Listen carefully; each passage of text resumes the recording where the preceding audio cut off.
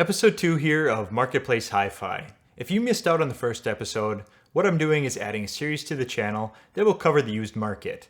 Items you find on Facebook Marketplace, Craigslist, US Audio Mart, things like that. I will cover purchasing the items as well as give a quick review. Items in need of repair will get fixed up, like the BIC turntable from 1974 I restored in episode 1. I'm trying to give the used market a little more of an audience instead of the constant push for the new next best thing. I will still be reviewing new audio equipment and technology, as that's important as well, but this series will be sprinkled in as I find a good, or in some cases, not so good deal. Looking over Facebook Marketplace, I spy a Yamaha integrated amp. It's a A-S501.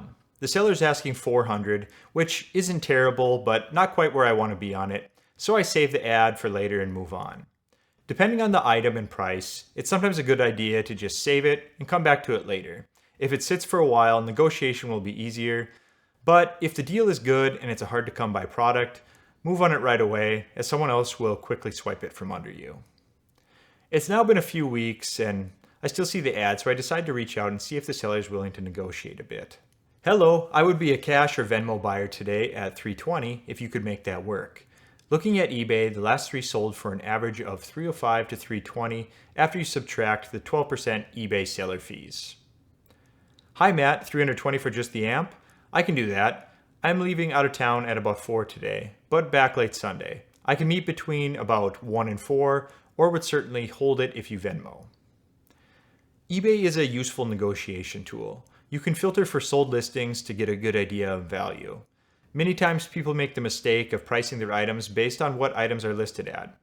Many of the items listed never sell. The prices are way too high, and it often gives the sellers a false confidence in the value of their items. Showing them the actual sold prices and dates can help to bring their expectations down to something fair. The seller is actually leaving town later that day, so we decide to meet up that Friday afternoon near a Costco parking lot. There was little excitement about the meetup. He is simply downsizing his system and looking to move on to something smaller. I quickly look over the unit and everything looks like it's in good condition, so I hand him the money and off I go. I get the Yamaha home and just want to power it up quick to assure it's working. Everything works but the remote, but I throw in a new set of batteries and it's good to go. Now let's look into some of the specifics of the unit. The 501 is a successor to the 500. The 501 has the same power output at 85 watts per channel into 8 ohms, and it looks very similar, but it does have a very notable change. They ditched the iPad connection and added a DAC. The DAC is a Texas Instruments PCM 5101 and supports resolutions up to 24-bit 192. The good news is they didn't drop their analog foundation. It still supports 5 line-level inputs, including 2 recorder loops. The amplifier also comes with a moving magnet phono stage, so most of your analog requests should be covered. An additional new change on the 501 is a custom transformer and custom-made 12,000 UF block capacitor. The new model can separate supplies for the analog and digital to assure a clean signal chain. Use your analog without having to touch the digital. The digital signal path benefits from a newly optimized circuit layout, ensuring a short signal path. There's also a pure direct mode that allows you to bypass the tone controls, all in all allowing you to keep the path short and clean. The amplifier uses total purity audio reproduction technology. This is a symmetrical amplifier input-output design with both channels arranged symmetrically. This is said to result in a pure signal with minimal distortion by eliminating crosstalk between channels. The chassis is built with anti-resonance and touch technology, which uses a solid base as well as central bar to stabilize the unit.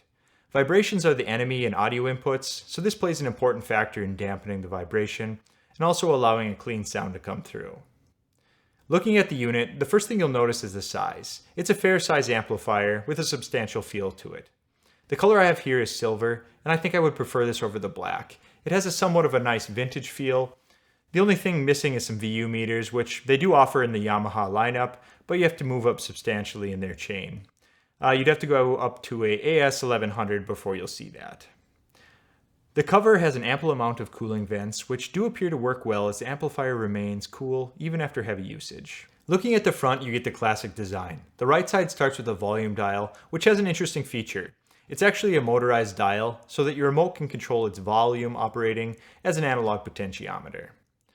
Next to the volume, we have the source selection knob. Each source has a small LED that looks subtle but very nice.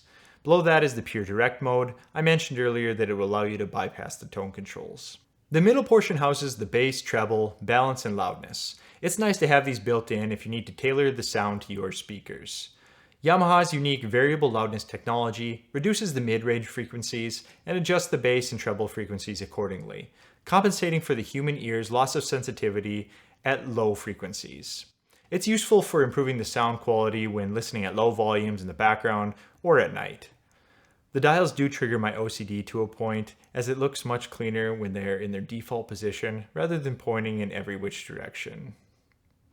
To the right of that, we have the power button and the IR receiver, a headphone jack, as well as a speaker selector switch, allowing you to toggle between two pairs or both together. If you're running both pairs, be advised each pair needs to be 8 ohms or higher. The power switch, it's a hard power switch shutting down the power supplies completely in the off position. However, the amp can also go into a standby mode if left on and simply toggled off with the remote. The standby mode only uses 0.5 watts and will automatically enter this mode if left idle for a period of inactivity. All of the switches and dials feel very smooth. Yamaha impresses me with their detail in this area on the unit at this price point. It's not the same satisfying clunk you get from a vintage receiver, but it's enough to make you appreciate the design and hardware selection. The knobs and dials are actually plastic with an aluminum look. Of course I would prefer aluminum here, but I would rather they imitate a good look and put the money into the performance at this price. Now let's turn the unit around and look at the back. One of the obvious things that comes to mind is its permanently attached power cable.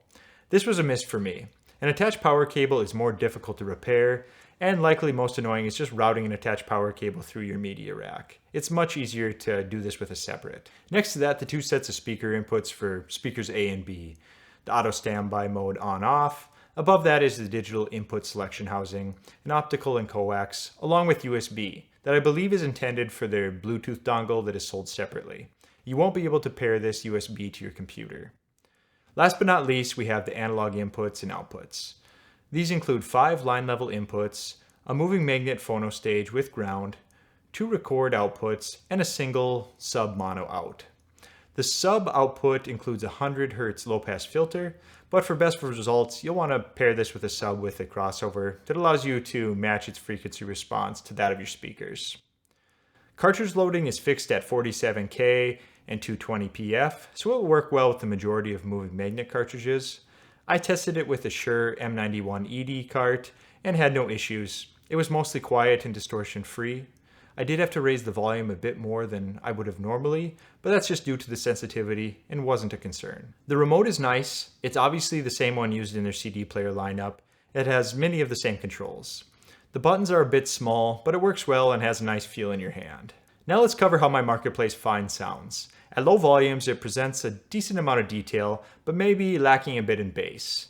Although you can fine-tune these settings using the loudness dial if you need a bit more punch during low volume listening. If you want to push the volume, it certainly won't fight you. With 85 watts per channel, it has no issue driving speakers to relatively any volume you desire. I doubt you will notice any struggle with the performance when pushed, but I do notice some clouding of some of the low frequencies into one another. Just not quite as precise as some high-end units, but as good or better than expected at this price point. The mid-range, on the other hand, is very clean, offering a precise sound that treats many vocalists very well. The sound staging is good too. You can piece together a nice stereo image with very little issue or fuss. The DAC is decent. It has a bit of a warm sound to it, no complaints about it. You could obviously improve the performance of this unit with a nice external, but it's not something I felt like it absolutely needs by any means. It's a good performer with a warm, clean sound. So how do I feel like I did? At $320, I think it's a steal. Getting this level of equipment sub $350 is an absolute deal. One thing to keep in mind is that this does not have integrated streaming. So if digital streaming is a concern of yours, you may want to look at something like the Wim Mini if you want to stay budget friendly while bringing this unit into high-def streaming. I myself had it paired with a Blue Sound node and everything worked out fantastically, but then your streamer costs more than your integrated amp. The amp is simple, it doesn't try to do too many things, but what it does do, it does very well. All in all, I think this was another win. Everything worked as it should, and it just goes to show that there are deals out there. You just have to keep an eye out and be prepared to negotiate. Well, thanks for watching today. Please like and subscribe, and I'll see you later. Bye.